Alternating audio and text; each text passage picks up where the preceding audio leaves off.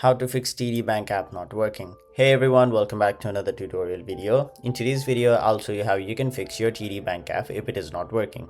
So your problem may be occurring due to various different reasons. So in this video, we'll go through some of the most common reasons and how you can fix them. So the first and foremost thing you got to make sure is check your internet connection. As TD Bank app is an application that requires a stable internet connection to work, make sure your device is connected to Wi-Fi or mobile data and it's working.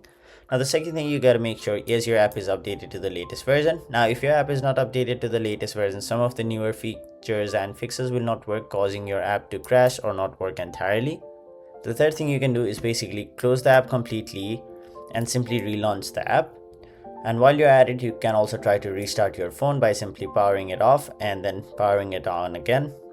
Now, if you are using an Android device, you can also try to clear the cache memory of your TD Bank app, which will solve the problem in most of the cases. But if your problem is still there, simply uninstall the app and reinstall it again. Try to log in again and your problem should be solved by now. But if your problem is still there, you can basically call this number and they will be able to help you from there. So that was it for this video. Thank you so much for watching.